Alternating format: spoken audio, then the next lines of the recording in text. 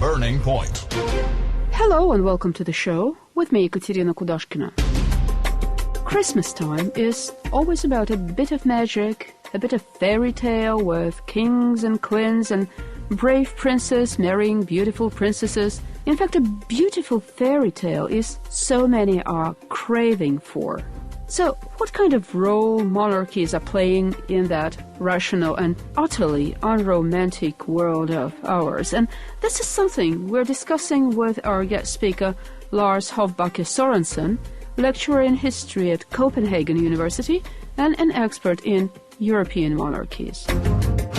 In most Western European countries where you have monarchies, like in Denmark, UK, the Netherlands, Belgium, and etc., in these countries, the monarch is also playing a role in connection with the formation of a new government, for instance. He is signing the laws, and when a new government should be formed after an election, here the monarch plays a role where the party leaders meet with the monarch, the queen or the king, and he is part of the negotiations about forming the government. So in that sense, he actually plays a political role, even if it's primarily a formal political role and is not having an influence on the policy. But it's an important thing also that there's this connection between the head of state and the political system with the government and the parliament.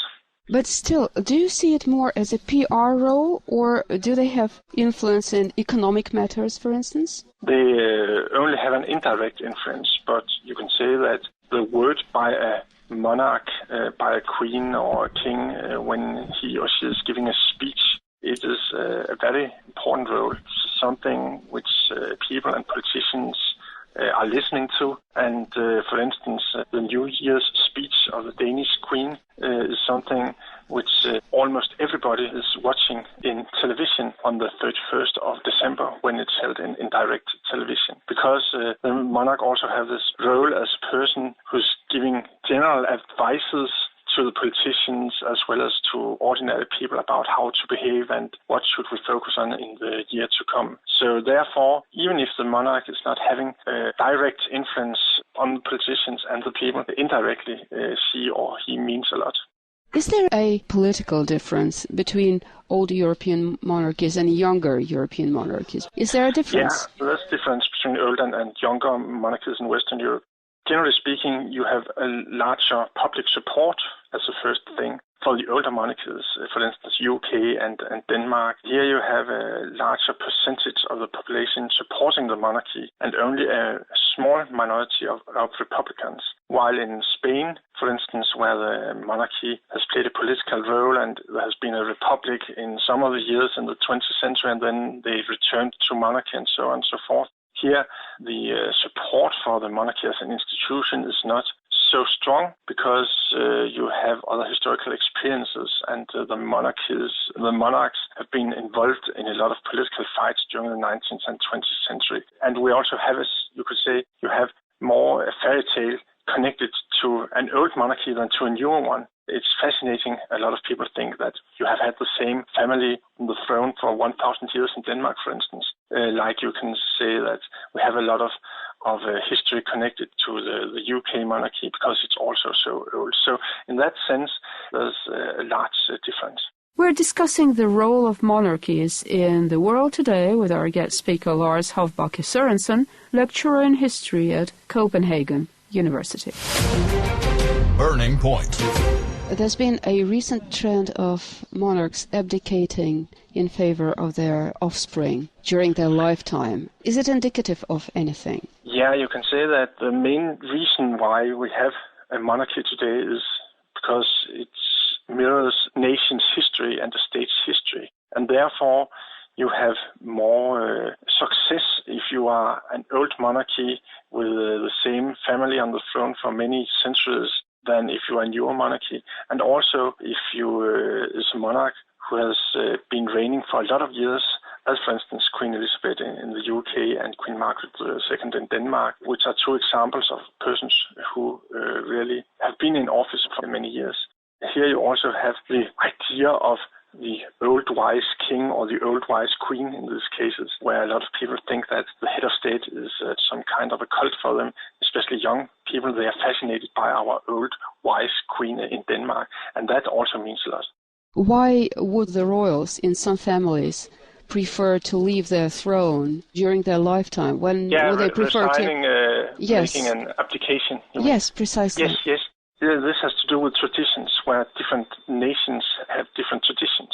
In the Netherlands, for instance, you have a tradition of that the queen or the king is abdicating before she or he is dying. Oh, right. That's a tradition which has existed for many decades and many centuries now. While in Denmark, for instance, and in Sweden and the UK, you have other traditions, namely that you should be staying on throne until you die. If you take Denmark, we have to go back to the year 1523 before we find an example of a king who has left the throne before he died. So that's a very, very long tradition, and therefore you'll see also in the future that the Dutch kings and queens, they will abdicate while the Danish will not. Oh, so interesting. I'm sure not many people knew that. But I think you're right, yeah.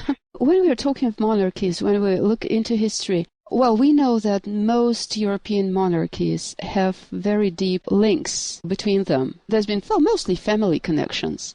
Yeah. Does it help their countries, perhaps, to negotiate when they run into some kind of problems in bilateral relations or multilateral relations? Well, I think before it meant a lot until the 19th century and the beginning of the 20th century. Today, it's not a very important thing. It's about the family ties between the different monarchies because they play this very limited political role today. In another sense, it means that when you have a big event or a party for the family, then you invite royal persons from other countries as well because you're a family. And that means that the people in the nations around Europe, they have a feeling of belonging together through their monarchs, so to speak, that think there's something fascinating about that the Danish queen cousin to the Swedish king and so on and so forth. So it makes also an interest in Denmark, for instance, for the Swedish monarchy and thereby for the Swedish society, generally speaking. So in that sense, it plays a role.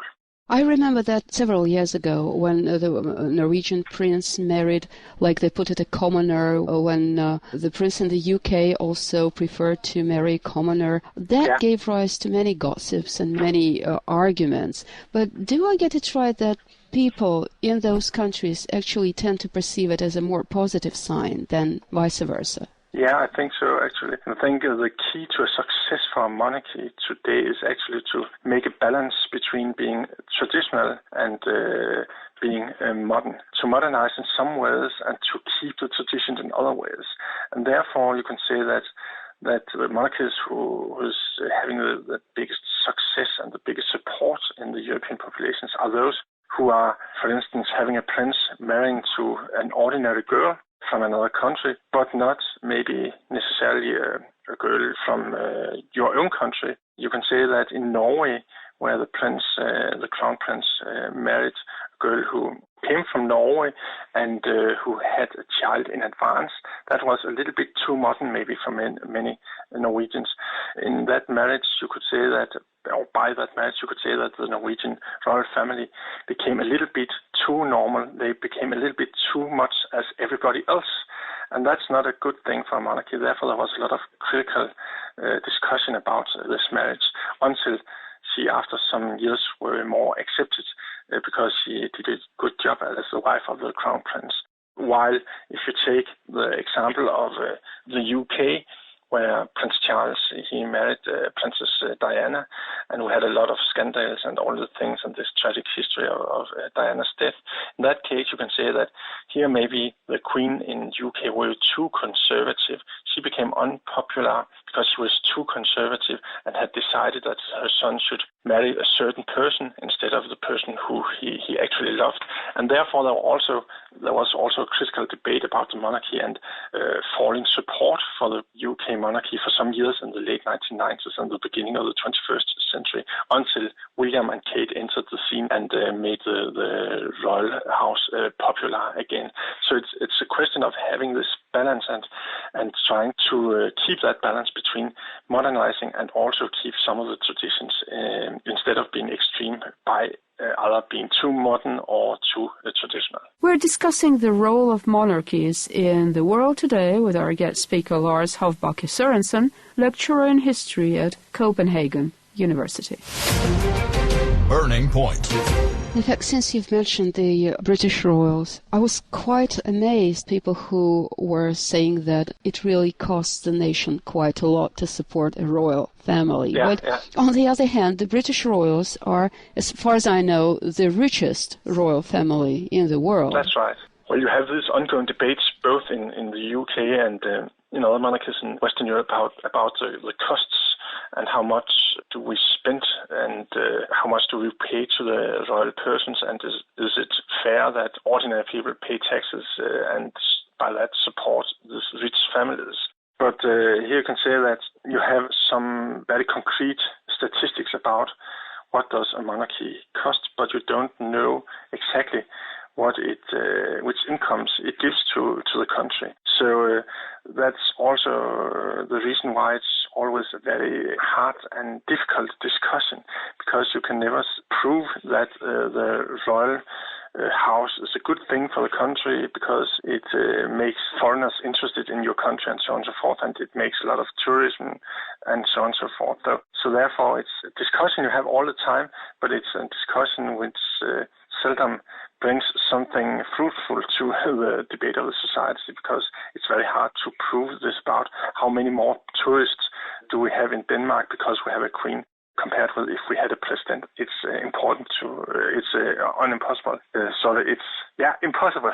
Getting back to the British Queen, I remember her trip to none other than the Pope. I suppose it was last year. Everyone was left puzzling about why would the Queen, who is the head of the Anglican Church, which does not recognize the Pope as the ultimate authority, why would she go to Vatican? What was that?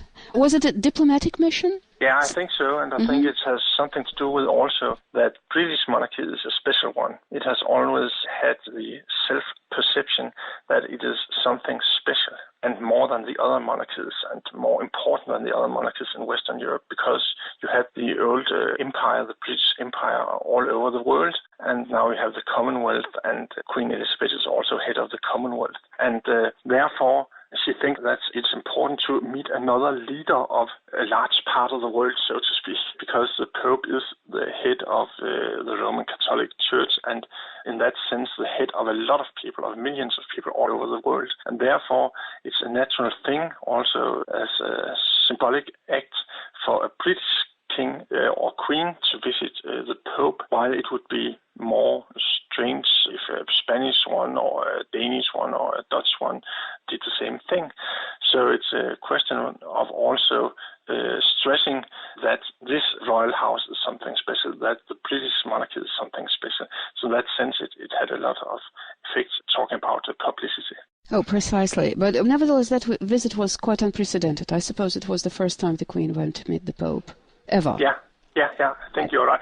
And of course, you can say it's strange because they're head of two different directions within Christianity and two different churches. But at the same time, they're also having something in common, namely what I described before, that they are head of a lot of people around all the world. And that's what they have in common, first of all. And besides, they are also two of the most powerful people in the global finance, by the way, because the Vatican has so much power in financials. That's right. I think the major reason for very large success of Western European monarchies today, and you can say that they have rising more and more success, actually more and more people support the monarchies in these years. I think the major reason for this is that we have here an institution which is common for everybody in the nation. We have today a lot of states in Europe where you have very mixed cultures and very mixed societies concerning religion, language, as I said, cultures, immigrants coming from abroad and so on and so forth, and a lot of different cultures within different generations. Youth culture is something totally different from older people's culture and so on and so forth. So therefore, in this very unhomogeneous world, we need something which can unite everybody. And that's exactly what the institution, the monarchy, can do. It can unite everybody within a nation, in a nation which in other senses, is very much split today. Sir, thank you so much. And just to remind you, our guest speaker was Lars Hovbakke Sorensen, lecturer in history at Copenhagen University and an expert in European monarchies. And with this, we end this edition of Burning Point, brought to you by me, Ekaterina Kudashkina. Thank you so much for staying with us. Goodbye and take care.